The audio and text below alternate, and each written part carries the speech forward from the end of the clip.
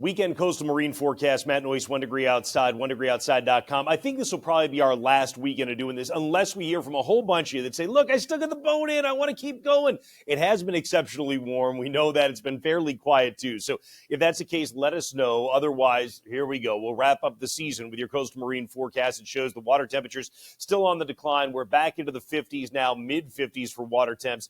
This now starts to pose a bit of a cold weather risk as well, right? You want to be certainly dressed for the water temperature, not the air temperature, as we get these spells of days with temperatures in the 70s, although this weekend will not be one of those spells. There's another one that comes up middle of the upcoming week. You can see Saturday, we've got a breeze that's going to be with us. Certainly it's kicking today on Friday. Friday night, still it's going to be breezy for us. And then during the day, Saturday, it comes down. It comes down even more getting into Sunday and really doesn't kick back up much Monday either. It's going to be on Tuesday as we get behind a dome of high pressure that we'll find the wind increasing out of the south. And as is so often the case this time of the year, when you get windy, it's because you've got a change in air going on, and that's what will be happening. As you might imagine, the waves are going to be just stirred up a bit from the wind of Friday night. So Saturday, you've still got a 2 to 3, 2 to 4 foot sea going on, even a little bit more if you go far enough offshore, beyond about 25 miles. But once we start getting into Sunday, you're down to a 1 to 2 foot sea for the most part. As we get into Monday, it's still fairly quiet out there. Even our commercial fishing grounds should be just fine. Some good late season productivity.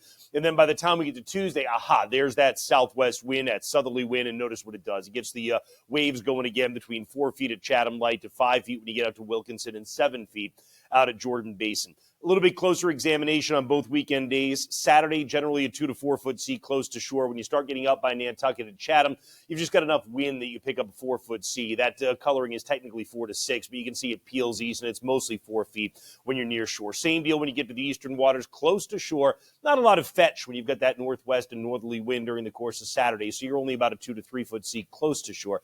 It's more like 4 feet getting off, but notice the farther you go into the weekend, Sunday, that starts to diminish. Same thing as you might expect along the coast of Maine. You can see diminishing waves over time. So that's where we stand for the weekend. Just a reminder, I've said this before, but if you set your location for anywhere along the coast, and then after you've saved the location, let's say you pick, I'm going to pick Gloucester as an example, all right? Hit the 3 dots next to the saved location of Gloucester. Go pinpoint.